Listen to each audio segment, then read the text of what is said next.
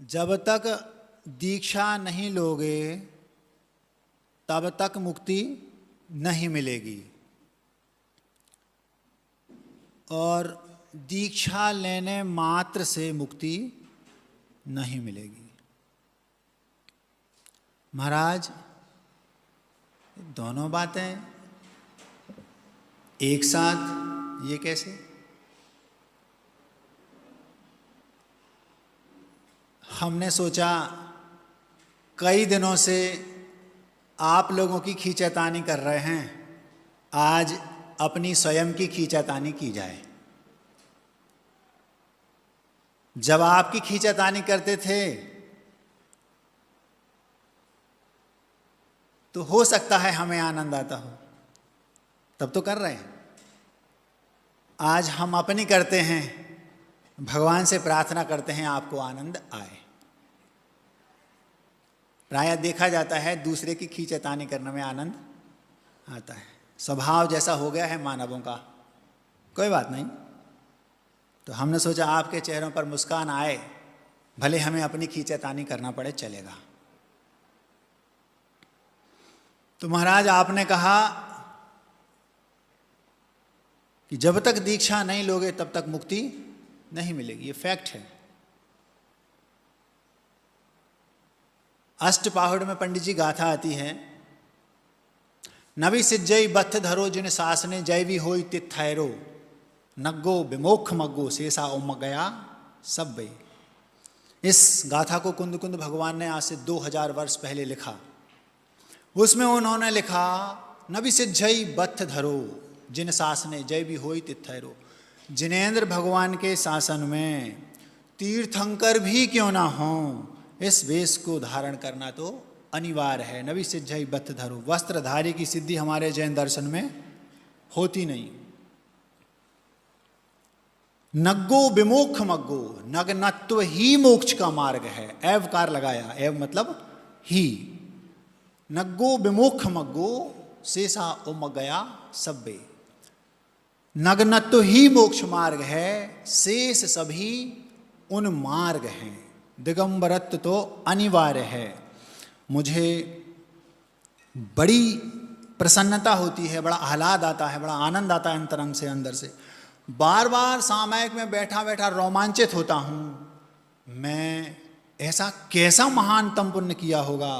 जिस वेश को भगवान महावीर ने धारण किया, उस वेश को धारण करने का परम सौभाग्य मुझे मिला। जिस वेश को इस युग के महानतम आचार्य गुरुदेव विद्यासागर ने धारण किया, उस वेश को धारण करने का महानतम सौभाग्य मुझे मिला। दिगंबरत्व को धारण करने के लिए महान पुण्य चाहिए। एकाध भाव का पुण्य काम कार्य नहीं होता। मैंने बहुत विचार किया, इस भाव में मैंने यद्यपि कोई ऐसा कार्य नहीं किया जो एक प्रकार से बहुत ज़्यादा गलत हो, और ऐसा भी कोई महान कार्य नहीं किया जिसका प्रतिफल मुझे दिगंबरत्व मिल जाए। तो पक्की बात है कि ये पूर्व जन्म के कई भवों के पुण्य का इकट्ठा एक साथ फल मिला है, तब ये मुझे दिगंबरत्व प्राप्त हुआ।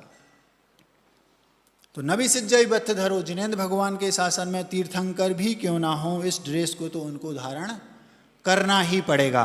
तो महाराज, हमें इस बात में कोई आपत्ति नहीं कि आपने कहा कि दीक्षा तो अनिवार्य है, पक्का है, लेनी पड़ेगी।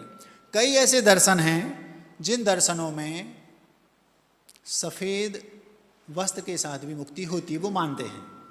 कई ऐसे हैं जिसमें और अनेकों अनेक प्रकार से षट दर्शनों में अपनी अपनी सब ने मोक्ष कैसे होता है माना। मोक्ष में किसी का विवाद नहीं है, किसी भी दर्शन ने मोक्ष को ना स्वीकारा हो ऐसा नहीं है। संपूर्ण दर्शन वर्तमान में जितने भी हैं सब मोक्ष को स्वीकारते हैं, लेकिन मार्ग में सबके अपने अपने मत हैं। इसलिए आपको शायद याद होगा, तत्वार्थ सूत्र में 10 अध्याय हैं। 10 अध्याय में 357 सूत्र हैं। 9 अध्याय में केवल मोक्ष मार्ग की चर्चा की। क्यों? क्योंकि मार्ग में बहुत विसंवाद है, इसलिए बहुत विस्तार से खोलना पड़ा। लेकिन मोक्ष के बारे में केवल 9 सूत्र हैं 10वें अध्याय में। क्या कहा? मार्ग की चर्चा है 9 अध्यायों में, 348 सूत्रों में, और मोक्ष की चर्चा है केवल 9 सूत्रों में। 9 सूत्र और 9 अध्याय। 348 सूत्र और 9 सूत्र, इतना अंतर है। क्यों? क्योंकि मोक्ष में किसी भी दर्शन का कोई विवाद नहीं, लेकिन रास्ता सबका अलग अलग है। कोई हेलीकॉप्टर से जाना चाहता है, कोई रेलगाड़ी से जाना चाहता है, कोई बैलगाड़ी से जाना चाहता है, कोई पैदल जाना चाहता है, कोई शिप पानी के जहाज से जाना चाहते हैं। जाना सबको वहीं है, ये इसमें कोई विवाद नहीं। तो महाराज हमें कोई दिक्कत नहीं है, आपने कहा कि जब तक आप दीक्षा नहीं लोगे तब तक मुक्ति नहीं मिलेगी, इसमें कोई समस्या नहीं। समस्या ये है कि दीक्षा लेने मात्र से मुक्ति नहीं मिलेगी, ये बहुत बड़ी समस्या है। ये कैसे कह दिया महाराज जी आपने? ये बहुत बड़ा राज है। लोगों के मन में ये एक प्रकार से भ्रम है कि दीक्षा ले ली अब तो मुक्ति पक्की। ऐसा नहीं। आप लोगों से ये कहा जाएगा भैया अगर आपको भगवान बनना है तो दीक्षा ले लो, और जिसकी दीक्षा हो गई फिर सेंटेंस बदल जाता है, उससे ये कहा जाएगा दीक्षा लेने मात्र से मुक्ति नहीं मिलेगी। इस पंक्ति को मैं दूसरे शब्दों में भी कह सकता हूं, लेकिन वो चूंकि विद्वानों को वैसा फिर भी कह देता हूं। मैंने कहा जब तक दीक्षा नहीं लोगे तब तक मुक्ति नहीं मिलेगी, और दीक्षा लेने मात्र से मुक्ति नहीं मिलेगी।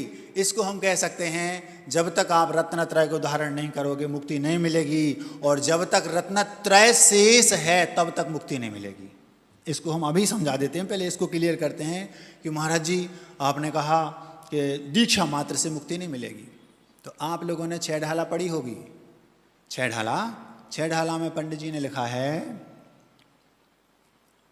मुनिव्रत धार अनंत बार ग्रीवक उपजायो। एक अभव्य जीव सम्यक दर्शन प्राप्ति की उसके अंदर सामर्थ्य नहीं है, कभी भी वो सम्यक दर्शन को प्राप्त नहीं करेगा, और मुनिराज बन के और ग्रैव्यक 9वें ग्रैव्यक तक जा सकता है। ये है दिगंबरत्व की महिमा। ये बाह्य वेश की बात बता रहा है, केवल दिगंबरत्व हो गया, अंतर की बात नहीं हो रही अभी। महाराज जी अभव्य क्या कहलाते हैं? आप लोगों ने मूंग देखा? मूंग जिसकी दाल बनती है, एक बोरे मूंग में कुछ दाने टर्रा मूंग के होते हैं।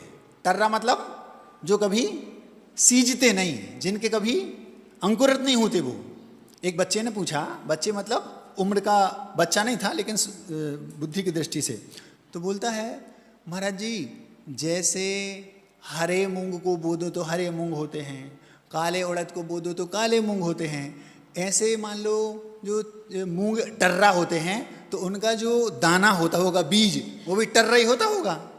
टर्रा को बो दो तब तो टर्रा होते हैं। ये बहुत बड़ा राज है। उसमें ये है जब आपने पहले कह दिया कि टर्रा जो है वो उगेगा नहीं, पानी में उसको 1 महीने भी डाले रहा वो सीजेगा नहीं, तो अंकुरित कैसे होगा? और अंकुरित नहीं होगा तो उसका पेड़ नहीं बनेगा, पेड़ नहीं बनेगा तो उसमें फूल नहीं आएंगे, फूल नहीं आएंगे तो फल नहीं लगेंगे, फल नहीं लगेंगे तो वो मूंग आएंगे कहाँ से? अब देखो कितनी बड़ी बात है कि मूंग का बीज टर्रा नहीं होता, लेकिन उस बीज जो बीज उपजाऊ है वृक्ष बनने की जिसमें सामर्थ्य है, वो बीज सीजेगा और उसी में 50 फलियां लगेंगी। उसमें से किसी एक आध फलिया में ऐसा होगा कि उसमें कुछ दाने टर्रा हो जाएंगे। बस यही स्थिति यहाँ भव्य और अभव्य की है। कैसी? इतने सारे जीव हैं, उनमें से ना के बराबर अभव्य जीव हैं। उनके अंदर भगवान बनने की सामर्थ्य तो है, लेकिन कभी भी वो सीजेंगे नहीं। शक्ति तो है लेकिन अभिव्यक्ति नहीं होगी, उसको बोलते हैं टर्रा। वो कितने हैं? तो हम थोड़ा सा कठिन है, एक लाइन में बोल देते हैं। अनंतानंत इस संसार में जीव हैं, अनंतानंत। उन अनंतानंतों में अनंत के 3 भेद होते हैं पंडित जी, परितानंत, युक्तानंत और अनंतानंत। तो आप ये अपने दिमाग से बात निकाल दो कि अनंत मतलब जिसका कभी अंत ना होता हो, ऐसा नहीं। क्या कहा? जो स्वाध्याय लोग हैं वो ध्यान से सुनना।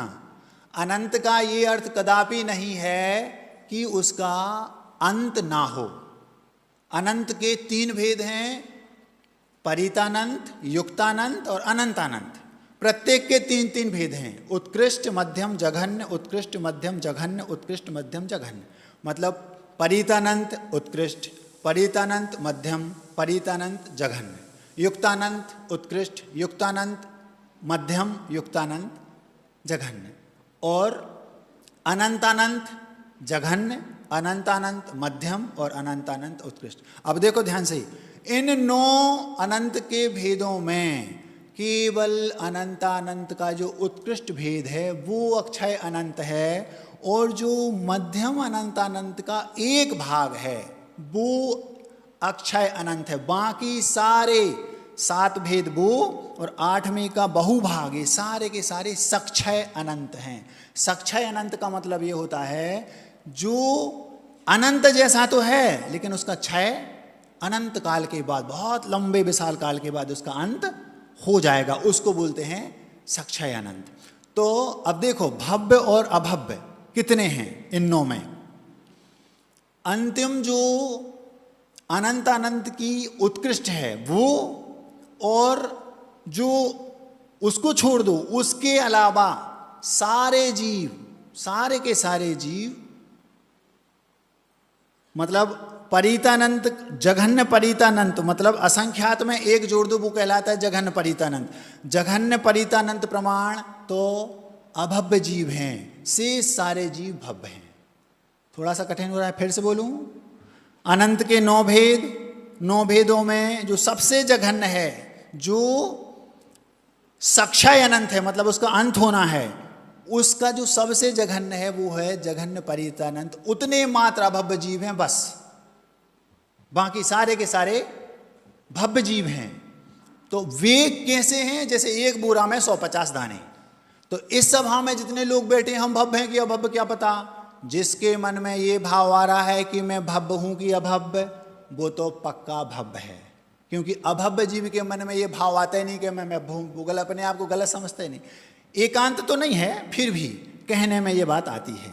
तो अपने मन में ये बात कभी नहीं रखना कि मैं अभव्य हूं। क्यों? इसलिए नहीं रखना क्योंकि हमारे मन में हमारे उत्थान हो ये भाव आ रहा है। तो महाराज फिर जिनने दीक्षा ले ली उनके मन में उत्थान का भाव नहीं आता।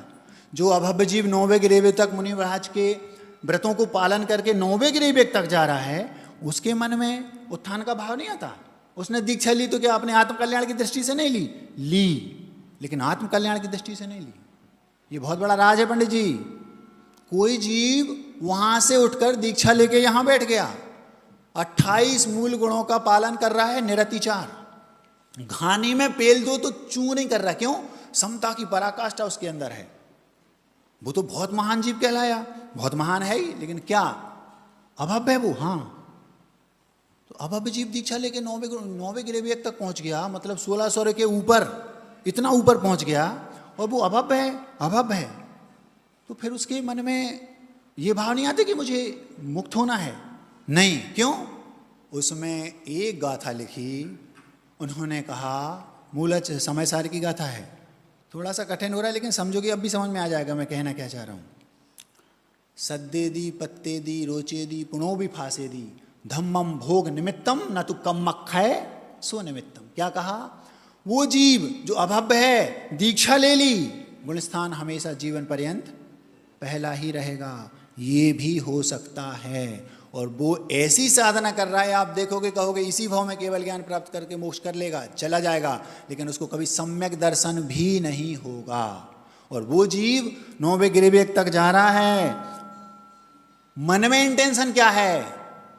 सत दे दी, श्रद्धान कर रहा है धर्म का, पत्ते दी उसको जान भी रहा है, फांसे दी स्पर्श भी कर रहा है, और रुचे दी उसको रुच भी रहा है, वो आनंद से दिगंबरत का पालन कर रहा है, लेकिन मन में इंटेंशन उसके ये है कि धम्मम भोग निमित्तम, यदि मैं ये करूँगा तो मुझे स्वर्ग का सुख मिलेगा, इंद्रत्व मिलेगा, 5 इंद्रियों के भोग मिलेंगे, इस अपेक्षा से वो धर्म को स्वीकार कर रहा है। इंटेंशन उसका मुक्ति नहीं है, धम्मम भोग निमित्तम ना तो कम्मक्षय निमित्तम।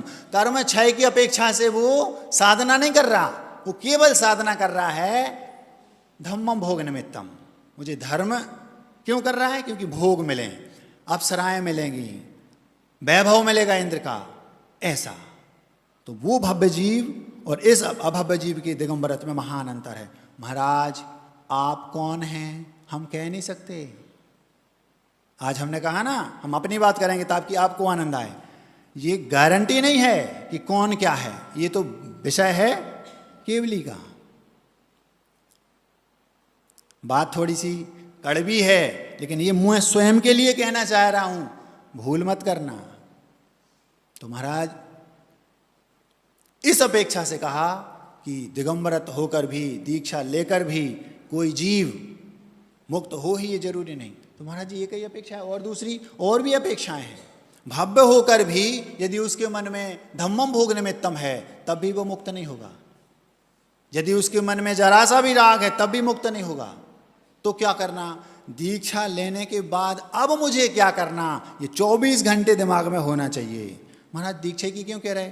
केवल हमने उत्कृष्टता से बता दिया। श्रावक हैं जिसकी मान लो एलक जी हैं, क्षुल्लक जी हैं, अथवा कोई 7 प्रतिमाधारी है, 2 प्रतिमाधारी है, अथवा सम्यक दृष्टि भी है, उसके मन में ये भाव होने चाहिए जिस स्टेज पर मैं हूँ, क्या मैं उस स्टेज के अनुसार अनुरूप अपने आचरण को पालन कर रहा हूँ। यदि नहीं कर रहे तो आप अपने आप को एलक, क्षुल्लक, सम्यक दृष्टि अथवा सामान्य श्रावक मत मानना।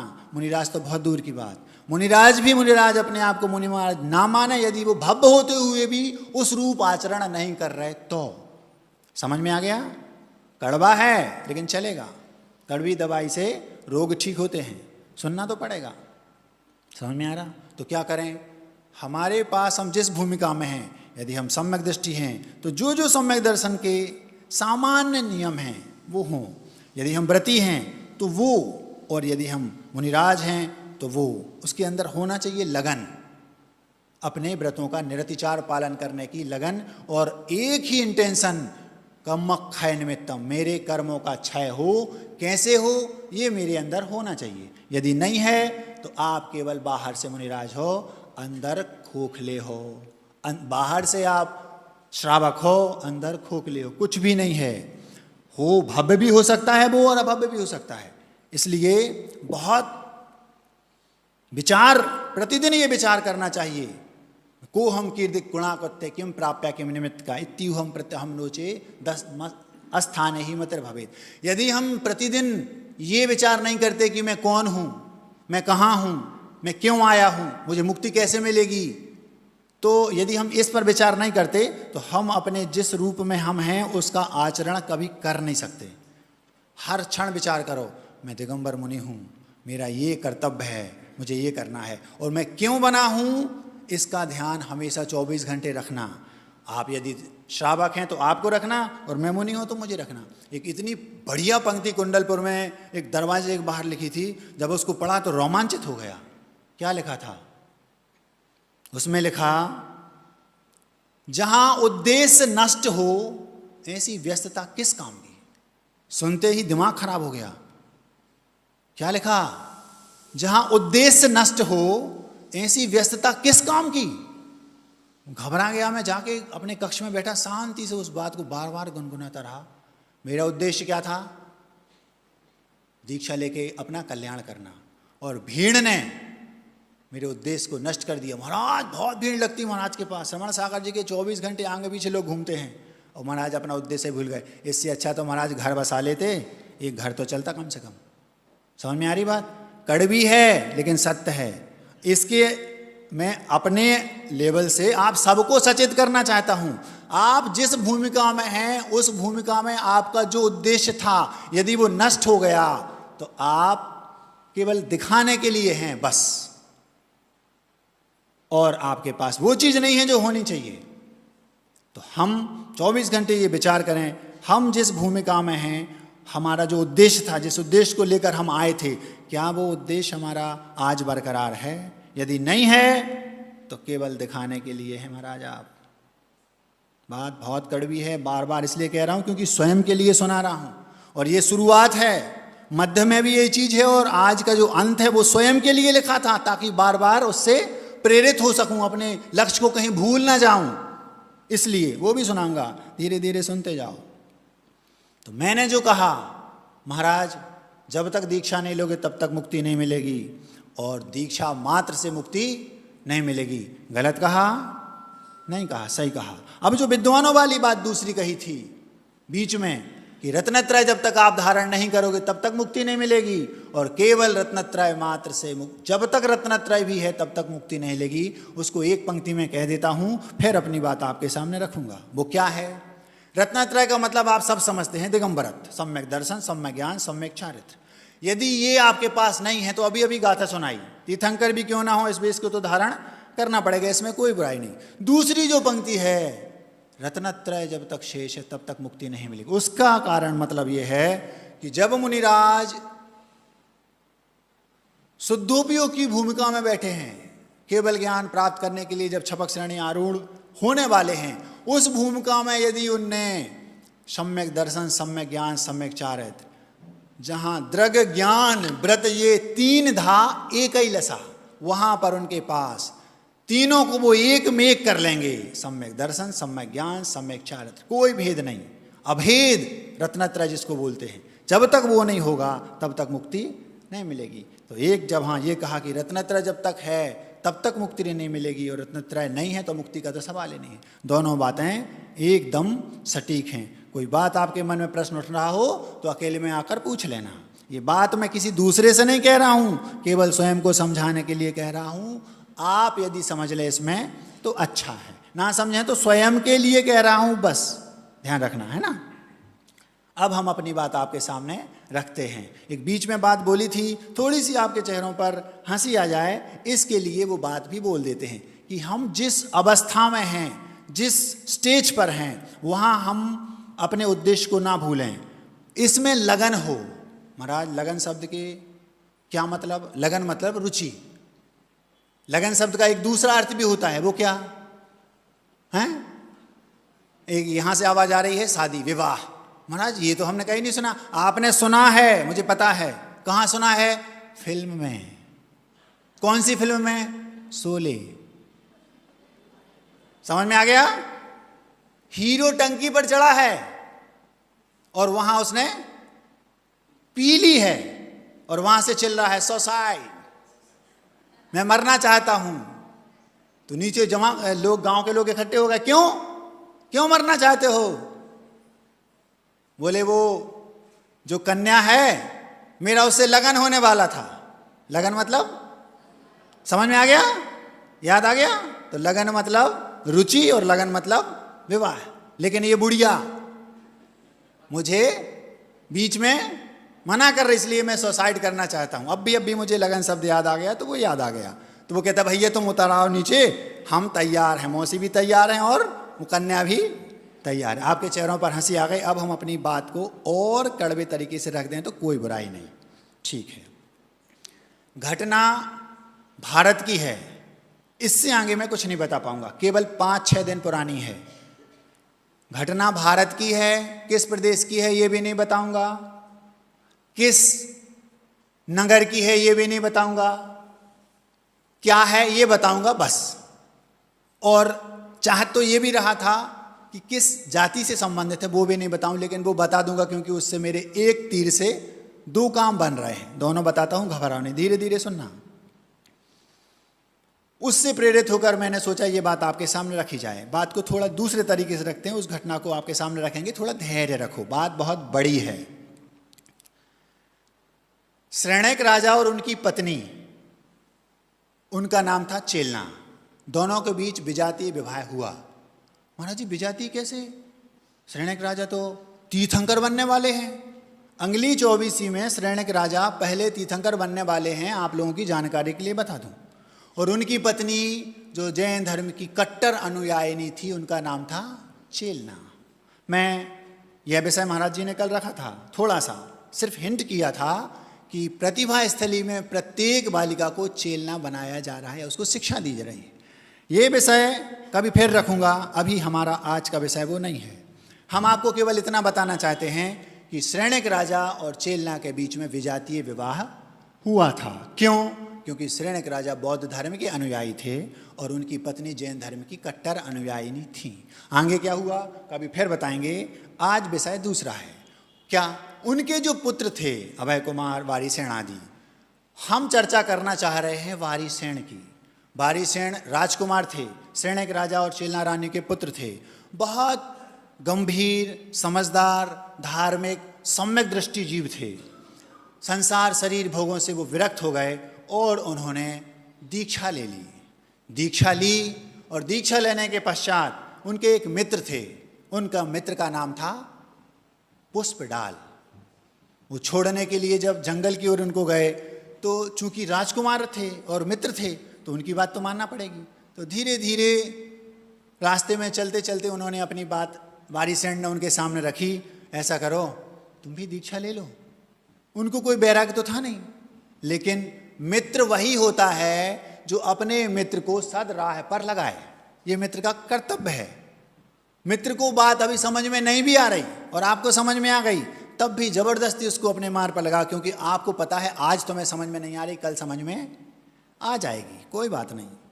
अब धीरे धीरे धीरे धीरे चलते चलते उन्होंने कहा, एक दो बार कहा तो पुष्पडाल मना ना कर सके और उन्हीं के साथ हो लिए। कुछ समय बाद उन्होंने उन्हें दीक्षा दे दी। पुष्पडाल भी महाराज बन गए।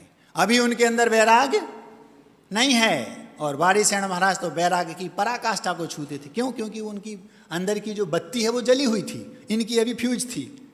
अब कुछ दिनों बाद धीरे धीरे धीरे धीरे धीरे उन्हें लगा कि हमारे मित्र को वैराग अभी नहीं है। होता क्या है, जो वास्तविकता होती है वो किसी ना किसी खिड़की से झांक लेती है। हमने 2-4 दिन पहले कहा था, आपके मन में क्या चल रहा है, कुशल बुद्धि वाला व्यक्ति अपनी बुद्धि से आपके मन को, अंतर मन को भांप लेगा और वो कुशलता से उसको आपके दिमाग में जो फितूरी है उसको दूर कर देगा, आपको पता ही नहीं चलेगा। तो ये कुशलता उन वारिसेन के अंदर थी। उन्होंने क्या किया, पता लगा लिया कि जो हमारे पुष्पडाल मुनिराज हैं इनके अंदर अभी वैराग प्रस्फुटित नहीं हुआ, बल्कि उन्हें अपनी पत्नी की याद आती है। आप लोग सुन रहे हैं मुनिराज 12 वर्ष हो गए दीक्षा लिए और उनकी पत्नी कानी थी। सुन रहे हैं? वारिसेन मुनिराज समझ गए पुष्पडाल जो हैं उन्हें वैराग नहीं है, 12 वर्ष दीक्षा लिए हो गए, उन्हें अभी अपनी पत्नी की याद आती है और उनकी पत्नी कानी है। आप होते तो क्या करते? समाज की मीटिंग बुलाओ, अध्यक्ष को बुलाओ, मंत्री को बुलाओ, महिला मंडल को भी बुलाओ, पुरुष वर्ग को भी बुलाओ, जो जितने भी समाज के ऊंचे ऊंचे पदों पर आसीन हैं सबको बुलाओ। 9 बजे मीटिंग है, सबको अनिवार्य रूप से आना है। ऐसी बात है, मीडिया को बुलाओ, प्रिंट मीडिया को भी बुलाओ और बढ़िया एक आप लेख तैयार करो, ऐसी बात है। और पूरे नगर में, देश में और व्हाट्सएप आदि ये जो दुनिया भर के आजकल चलने लगे ना, पूरे विश्व में खबर हो जाती। ऐसा करना है। आपका ये उपगुहन अंग है क्या? नहीं है। उन महाराज ने ऐसा नहीं किया। मैं पूछना चाहता हूं, आपके घर में यदि आपका बेटा कोई 19-20 काम कर ले, बिटिया, पत्नी, माँ, पिता, कोई भी आपके घर का है और किसी को पता नहीं है, मीटिंग बुलाएंगे आप? क्या करेंगे? धीरे से छुपाएंगे और रफा दफा करने का प्रयास करेंगे। मीडिया को तो भनक भी नहीं लगनी चाहिए, किसी को पता नहीं लगे। क्यों? क्योंकि आप उन्हें अपना मानते हैं। लेकिन एक सम्यक दृष्टि जीव देव शास्त्र गुरु के प्रत्येक अनुयायी को अपना मानता है,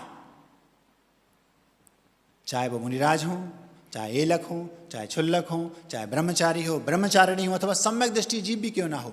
यदि बाजू वाला जैन है और उससे कुछ गड़बड़ हो गई तो सम्यक दृष्टि जीव उसको छुपाता है, छपाता नहीं।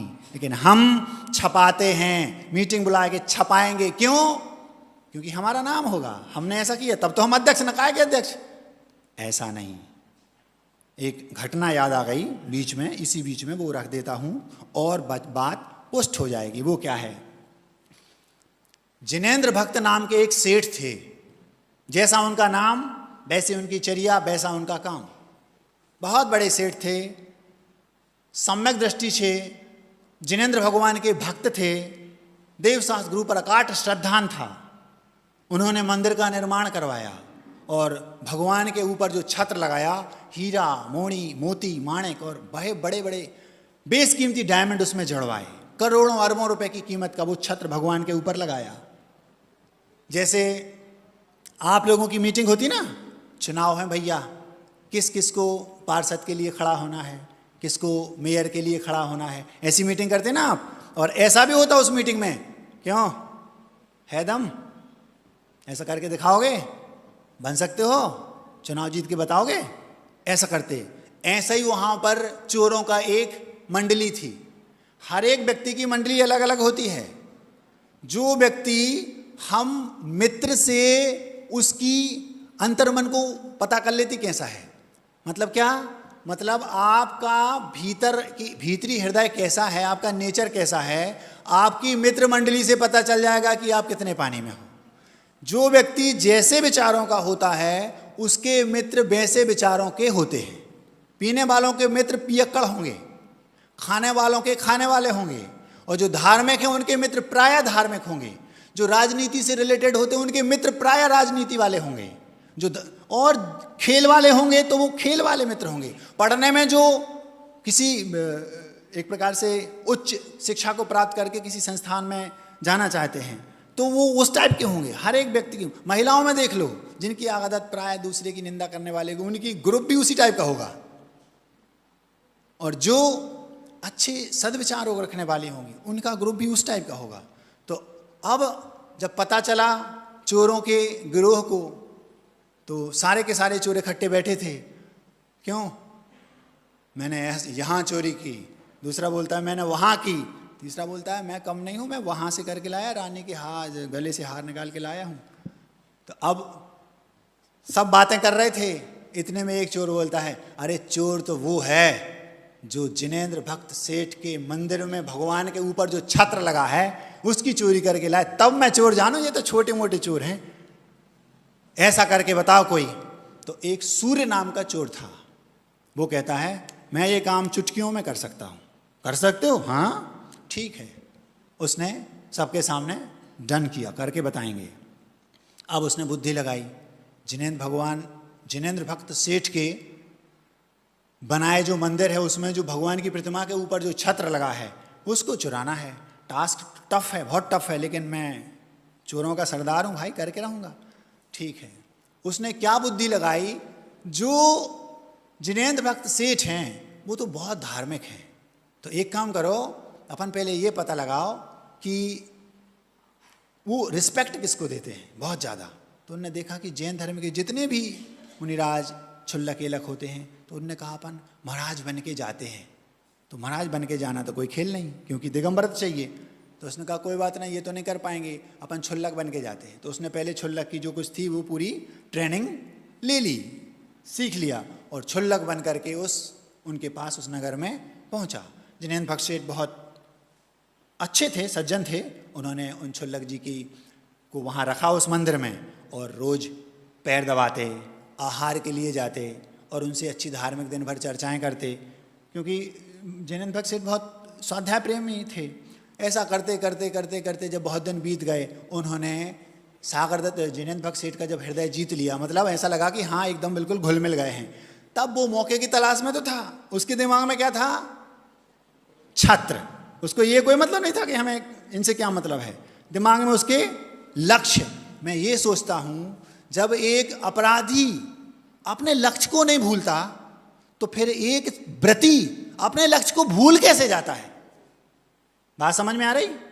एक अपराधी चोर अपने लक्ष्य को नहीं भूल रहा, वो दिन भर महाराज के जिनेंद्र भक्त सेठ के साथ रह रहा है, 24 घंटे उसकी निगाह उस अपने लक्ष्य पर है। मेरी निगाह अपने लक्ष्य पर क्यों नहीं रहती? एक सम्यक दृष्टि की, एक छुल्लक की, एलक की, एक आर्यका की, अथवा एक मुनि महाराज की अपने लक्ष्य पर दृष्टि क्यों नहीं रखती? तो क्या वो उस चोर से गए बीते हैं? यदि नहीं है दृष्टि तो बार बार सोचना चाहिए ये बात। जब एक अपराधी अपने लक्ष्य पर 24 घंटे निगाह रखता है, तो हम तो पुण्यात्मा हैं, हमने तो इतना महान वेश धारण किया है। 24 घंटे अपने लक्ष्य पर अक्ष होना चाहिए, तब आप अपने लक्ष्य को पाएंगे। उसका लक्ष्य पर अक्ष था, और बस 24 घंटे वो सोचता रहता था मुझे तो उस लक्ष्य को पाना है।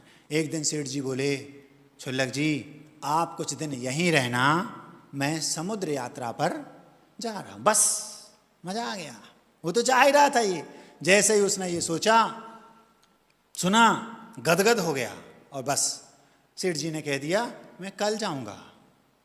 अब मंदिर तो नहीं आऊंगा, लेकिन घर में थे, थोड़ा विलंब हो गया जाने में। जा रहे थे लेकिन पहुंच नहीं पाए। इतने में उसने मौका पाया और धीरे से छत्र को उतारा। अब उसमें जो मणियां लगी थी, उसकी जो चमक थी, आभा, वो बहुत गजब की थी।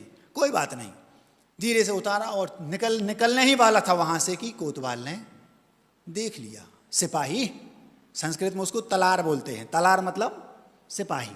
उसने देख लिया, जैसे देखा तो ये भागने लगा। ये भागा, पीछे से चोर भाग रहा है, ये पीछे से सिपाही अथवा कोतवाल बहुत सारे भाग रहे हैं। और देखते देखते भागते भागते भागते इत्तेफाक से वो वहां पहुंच गया जहां सेठ जी थे।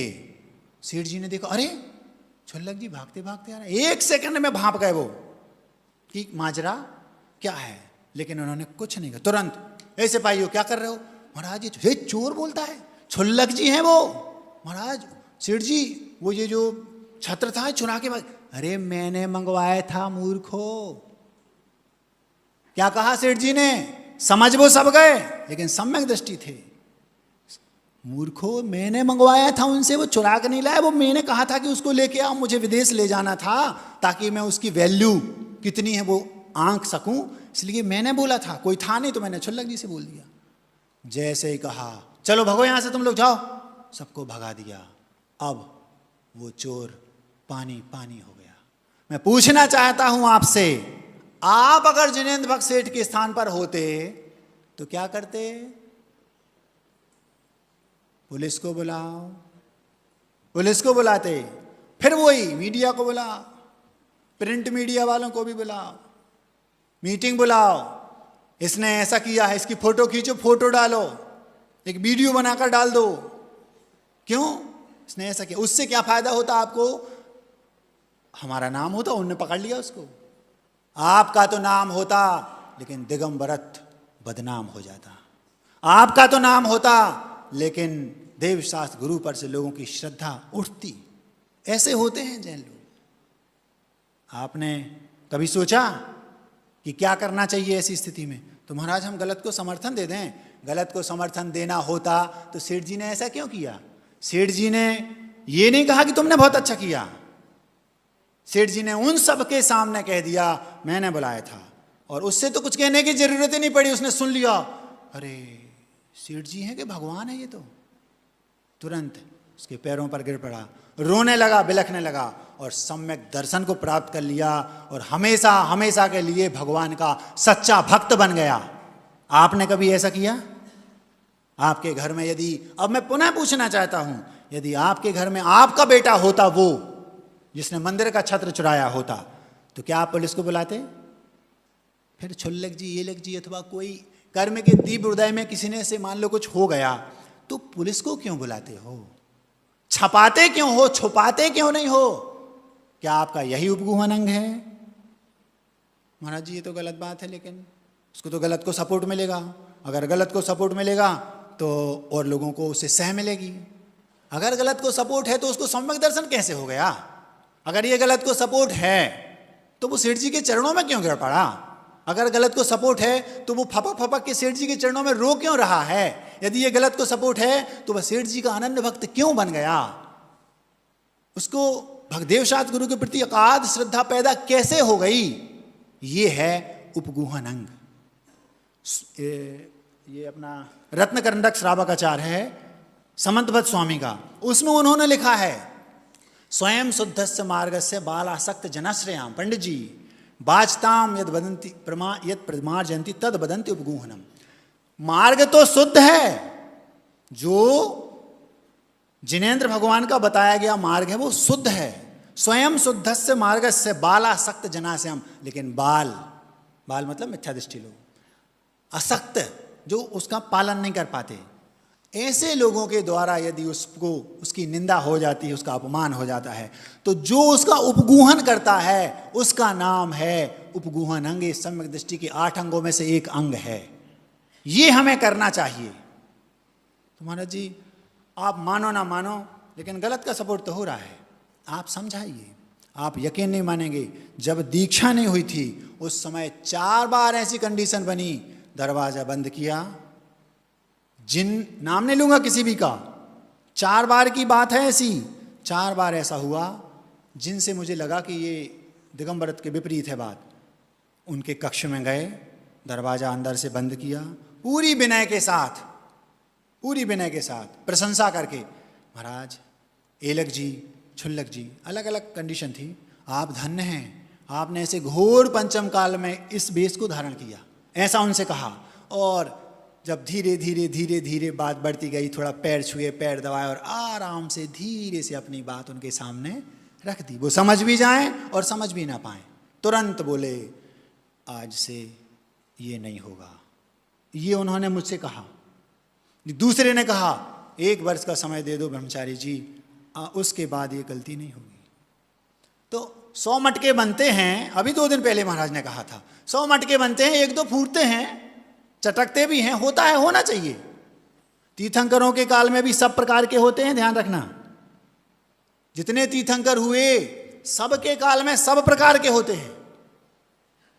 वहां अभव्य रहते हैं, भव्य रहते हैं, ऐसा नहीं, सब प्रकार के होते हैं। लेकिन उसमें होते हुए भी तो अब क्या, अब तो ये पंचम काल है, ये तो होना ही चाहिए। लेकिन हमारा कर्तव्य है हम उसे छुपाएं, हम उसका उपगूहन करें और दुनिया के सामने उसको लाएं ना। अगर दुनिया के सामने लाएंगे तो दुनिया हंसेगी, हमारे जैन धर्म की हंसी होगी। फिर वहां क्या समझें, प्रत्येक देव शास्त्र गुरु के अनुयायी को अपने घर का सगा संबंधी सदस्य समझें। आपके मन में यदि ऐसी भावना आ गई, आप निश्चित मानिए उसको आप छुपाएंगे ही, छुपा सकते नहीं कभी, ये फैक्ट है, गारंटी है। लेकिन हम ऐसा कर नहीं पाते। अगर हम नहीं कर पाते तो निश्चित मानिए आपके 8 अंगों में से उपगूहन अंग आपके अंदर है ही नहीं।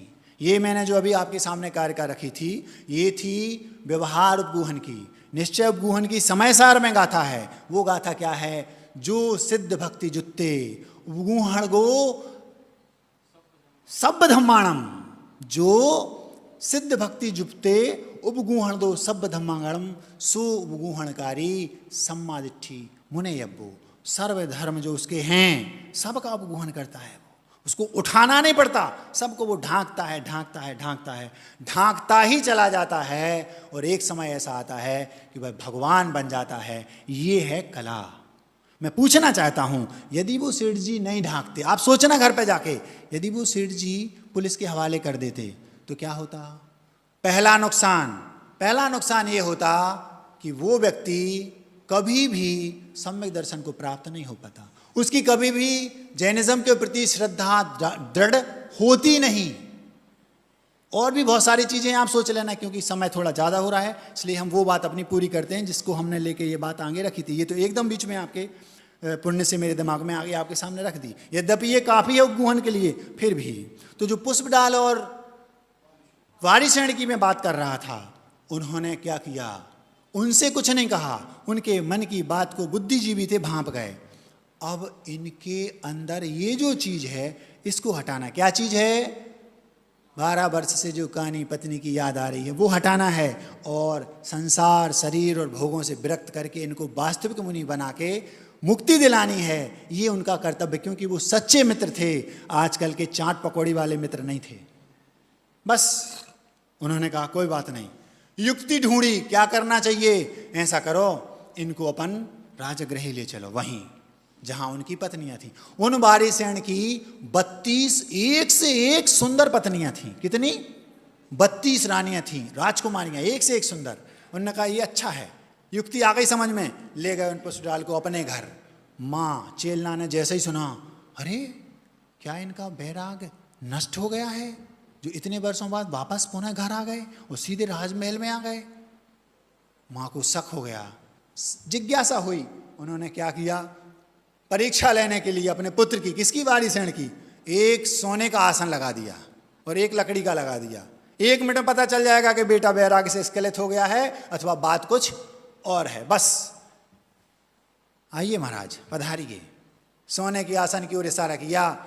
वारिसेण चुपचाप जाके लकड़ी के पाटे पर बैठ गए। माँ को संतोष हो गया, मेरे बेटे का बैराग तो दृढ़ है, बात कुछ और है। माँ मेरी पूरी रानियों को बुलाया जाए। अब 32 की 32 एक से एक सुंदरता की पराकाष्ठा जिनके अंदर, और सारी की सारी लाइन से आकर खड़ी हो गई। अब उन वारिसेण ने पुष्पडाल को बाजू में बैठाया, बैठो भैया। कुछ नहीं कहा, ना माँ से कुछ कहा, ना रानियों से कुछ कहा, ना पुष्पडाल से कुछ कहा। पता चला ये पुष्पडाल को पता था ये इन महाराज की रानियां हैं, सिर नीचा कर लिया। इनडायरेक्टली उनने कह दिया, मुख से नहीं, फेस से, बॉडी लैंग्वेज से, जो चाहिए ले लो। उपगूहन, वो उनको स्थितिकरण करना था ना, इन 32 में तुम्हारी तो कहानी है, जो चाहिए ले लो। सिर नीचा कर लिया पुष्पडाल ने, चलो जल्दी चलो, वन जंगल चलो, और उठे और भग लिए। क्यों, क्या हुआ? एक शब्द वो उनसे नहीं बोले, एक शब्द वो उनसे नहीं बोले। ना उन्हें पता कि तुमने क्या किया, ना उन्हें पता कि मैंने क्या किया। ना उन्हें ये बताया कि मैं बैरागी नहीं हूं, ना उन्हें ये बताया उनको कि मैं 12 वर्ष से अपनी पत्नी की याद करता हूं, ना ये बताया कि मेरी पत्नी कहानी है। लेकिन बुद्धि से उन्होंने वो सब जान लिया और वहां जाके स्थितिकरण कर दिया। और ना उनने उनको छापा छपाया, ना उनने उनको छापा छपाया। हम होते तो सबसे पहले ऊपर लिखते, महाराज होकर अपनी कहानी पत्नी से राग। ये हेडिंग लिखी आती, ऊपर लिखी आती कि नहीं? क्या मैं गलत बोल रहा हूं? अगर आप ऐसा नहीं करते तो बहुत अच्छी बात, अगर करते तो आज से इस उदाहरण को याद रखना। किसी से कुछ नहीं कहा।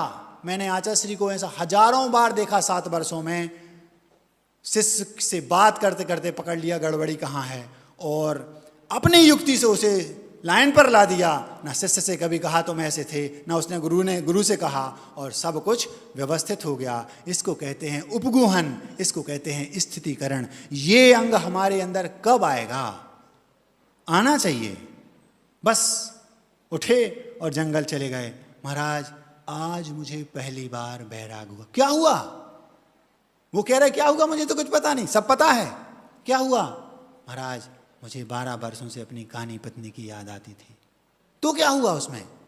आज हम आपके साथ गए, सब बता दिया।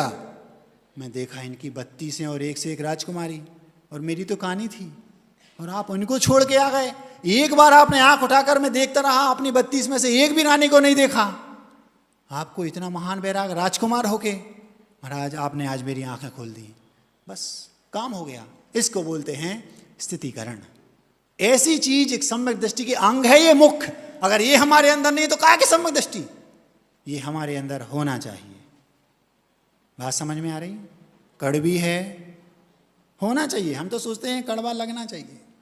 इसी से रिलेटेड जिस बात को लेकर मैंने ये सब बातें रखी, 5-7 मिनट बचे हैं, लेकिन मैं जल्दी जल्दी कर दूंगा, आप चिंता नहीं करें, क्योंकि स्टीयरिंग और एक्सीलेटर दोनों अपने हाथ में हैं। जितना चाहो घुमा दो, जितनी चाहो स्पीड बढ़ा दो। जो मैं बात बता रहा था जिसको लेकर ये सब रचा गया, वो बात ऐसी थी, भारत की बात है, उसके बाद में कुछ नहीं कहूंगा। जैन कन्या थी और जो जिससे विवाह होने वाला था वो जैन नहीं था, बस इतना जान लो। बहुत जल्दी बता रहा हूं एक लाइन में। 6 या 7 तारीख की बात है, अभी 4-5 दिन पुरानी, केवल 4-5 दिन पुरानी। वहां क्या हुआ, वो बिटिया बाहर कहीं पढ़ती थी। पढ़ते पढ़ते एकदम से अचानक से कोई दूसरी जाति का, विजातीय जाति का होगा, उससे वो इम्प्रेस हो गई और 6 साल तक वो मित्र रहे। अब धीरे से घर में जब ये बात बिटिया ने बोली कि मैं उससे विवाह करना चाहती हूँ, उन्होंने स्पष्ट मना कर दिया। दोनों पार्टियां करोड़पति, मना कर दिया। मना करने के बाद वो तो ठान ले, जिसने ठान लिया कि मुझे दीक्षा लेनी है, दुनिया की कोई ताकत रोक सकता है? जो ठान ले कि मुझे उसी से विवाह करना है, कोई रोक नहीं सकता। मियाँ बीबी राजी तो क्या करेगा काजी? आखिर हार कर सबको उसकी बात माननी पड़ी। सुना है करोड़ों रुपए उस विवाह में खर्च हुआ। खर्च होते होते होते होते जब आजकल उल्टा होने लगा है, पहले पड़ती थी भावर बाद में और वरमाला पहले, आजकल पहले भावर हो जाती है, ऐसा हमने सुना है, हमने देखा नहीं अभी, क्योंकि उस समय जब हम देखते थे उस समय तो वरमाला पहले होती थी, भावर बाद में होती थी। तो बताया महाराज भावर पढ़ चुकी थी। भावर पढ़ने के बाद जहाँ पर वो रिसेप्शन होना था, मतलब वरमाला पढ़नी थी और जो फोटो वगैरह सेशन ये सब चलता ना, ये सब होना था। जल्दी जल्दी कर रहा हूँ, टाइम कम है। तो वहाँ पर उसने थोड़ा सा जो वर था वो मना करने लगा, वहाँ नहीं यहीं। ऐसा करते करते बहुत लंबी चौड़ी कहानी है, सीधी सीधी इतने बता देता हूँ कि उन लोगों में आपस में ठन गई तो ये स्थिति आ पड़ी कि स्टेज पर लड़का पहुंचा, दुल्हन को बुलाया गया। दुल्हन को बुलाया गया तो लड़के ने कुछ उल्टा सीधा भी बोल दिया। उसके जो मित्र थे वो पिए हुए थे, कुछ और ज़्यादा उल्टा सीधा बोल दिया। बात इतनी बढ़ गई कि उसने कुछ ज़्यादा खराब बोल दिया। किसने? लड़के ने। लड़की ने उठाया और एक थप्पड़ वहीं पर स्टेज पर लड़के को जड़ दिया। क्या? हीरा नहीं जड़ा, थप्पड़ जड़ दिया। और अंततः वह विवाह रुक गया। और बहुत लंबी कहानी है। अब मैं ये पूछना चाहता हूँ, इस बात को 2 या 3 दिनों में पूरे देश में फैल गई, क्यों? हमारा कर्तव्य क्या था? उसको छुपाते। क्यों? क्योंकि वो है तो हमारे ही समाज से संबंधित। दूसरी बात उसमें ये बता इसलिए रहा हूँ क्योंकि 96% इंटरकास्ट मैरिज फेल हैं, ये मैं पहले बता चुका हूँ। तो ये पहली ऐसी है जिसका समय किसी का 10 दिन रहता है, किसी का 2 महीने रहता है, किसी का 10 साल रहता है, किसी का 5 साल रहता है। ये पहली ऐसी घटना मेरे दिमाग में आई 2-3 दिन पहले सुना कि उसका समय 1 मिनट भी नहीं था, क्योंकि पूरा विवाह हो ही नहीं पाया था। आप अपने बच्चों को ये समझाएं, उनके दिमाग में ये भर दें कि ये गलत ही है। बहुत लंबी इसको कहना चाहता था, लेकिन अब समाप्त करते हैं क्योंकि ज़्यादा बोलना ठीक नहीं। अंत में मिठाई के तौर पर रख देते हैं अपनी बात अपने से कही वही। क्या बुंदेली में है? सुना है आप लोग, बुंदेलखंड जानते हैं। बे कह रहे थे दीक्षई को सब कछु ने मानियो। समझ में आ रहा? शीर्षक है पता नहीं मुझे कैसा लग रहा है। उसको बुंदेली में बोलेंगे तो क्या बोलेंगे? अरे यार हमें को जाने कैसा लग रहा हो। क्या बोलेंगे? अरे यार हमें को जाने कैसा लग रहा हो। स्वयं के लिए लिखी है, स्वयं के लिए संबोधन है, अपने ऊपर कोई ना ले। 24 घंटे सोचता रहता हूँ ये बात। जो क्षुल्लक हैं, इलक हैं, व्रती हैं, 2 प्रतिमाधारी हैं अथवा सम्यक दृष्टि हैं, सब अपने अपने ऊपर घटा सकते हो। बे कह रहे थे दीक्षई को सब कछु ने मानियो। अब आगे का करने पहले भली भांति जानियो। न दीक्षा तो इतनी लई कि पिछी कमंडल को ढेर लग रहा हो। हर बार मुनि बन के भी हमने अपनी आत्मा को ठग लो। ऐसी सुन के हमारा तो सीना सो लग रहा हो। अरे यार हमें को जाने कैसो लग रहा हो। हम तो सोचते दीक्षा हो गई मुक्ति पक्की। हम तो सोचते दीक्षा हो गई मुक्ति पक्की। मनो ऐसी तो अभव्य तक की यात्रा, गिरेवेग तक की। सम्यक्त हीन वो बस देखत में मुनि लग रहा हो। भीतर से खोखलो है, बाहर ही चमक रहो। ऐसी सुन के मैनो मोरो मुंडा दुखत रहो। अरे यार हमें को जाने कैसे लग रहा हो।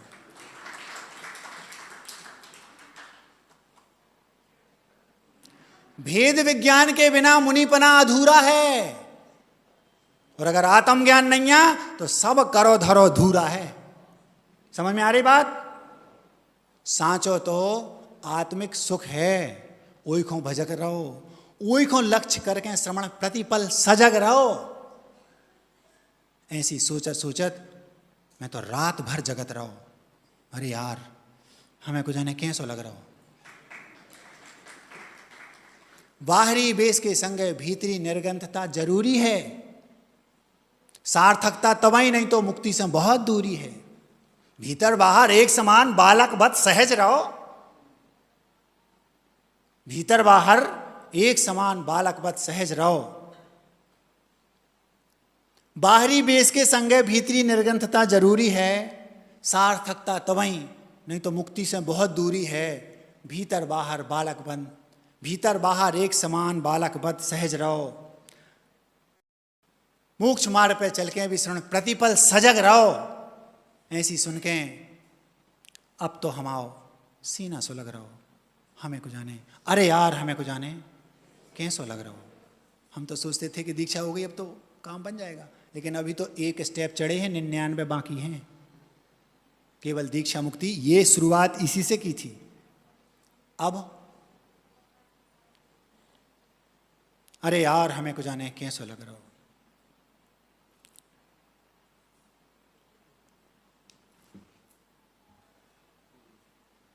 अरे यार हमें को जाने कैसे लग रहा हो। अंतिम स्टेप है, गला भर रहा है, बोल पाऊंगा कि नहीं, बोल नहीं पा रहा। इतना ही रहने दो, बोल नहीं पाऊंगा अहिंसा परमो धर्म की।